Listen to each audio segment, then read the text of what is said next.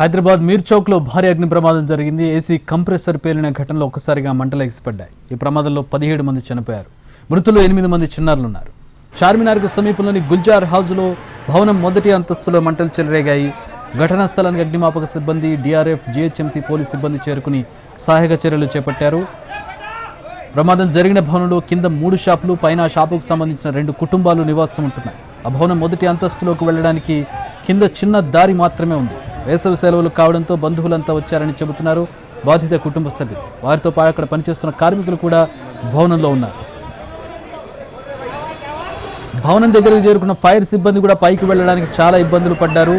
కింద నుంచి వెళ్లే దారి ఓపెన్ కాకపోవడంతో నిచ్చెన వేసుకుని పై అంతస్తుకు చేరుకోవాల్సి వచ్చింది. గోడకు రంధ్రం చేసి లోపల మంటలను అదుపులోకి తీసుకొచ్చారు. అగ్ని ప్రమాద ఘటనపై సీఎం రేవంత్ రెడ్డి దిగ్భ్రాంతి వ్యక్తం చేశారు. బాధిత కుటుంబాలకు అండగా ఉంటామని చెప్పారు. క్షతగాత్రులకు మెరుగైన వైద్యం అందించాలని అధికారులను సీఎం ఆదేశించారు. మరోవైపు ఘటనా స్థలాన్ని మంత్రి పొన్నం ప్రభాకర్ పరిశీలించారు.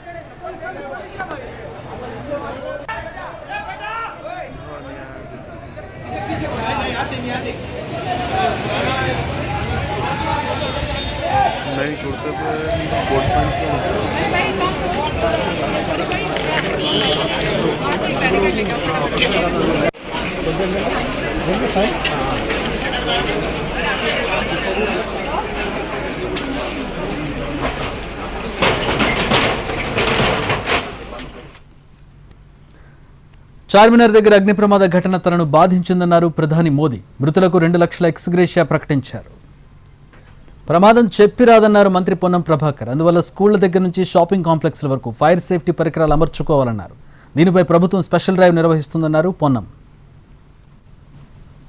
సంబంధించి అన్ని రకాల అది సంస్థలు, విద్యా సంస్థలు కావచ్చు, ఆసుపత్రులు కావచ్చు, రెసిడెన్షియల్ లొకాలిటీలు కావచ్చు, మార్కెట్ షాపింగ్ కాంప్లెక్స్ కావచ్చు, ప్రమాదం చెప్పిరాదు. ప్రమాదానికి సంబంధించినటువంటి ఫైర్ సేఫ్టీ అందరూ తీసుకోవాలని కోరుతా ఉన్నాం. మనం దాని తర్వాత స్పెషల్ డ్రైవ్ కూడా చేయడానికి ప్రభుత్వం నిర్ణయం తీసుకుంటుంది.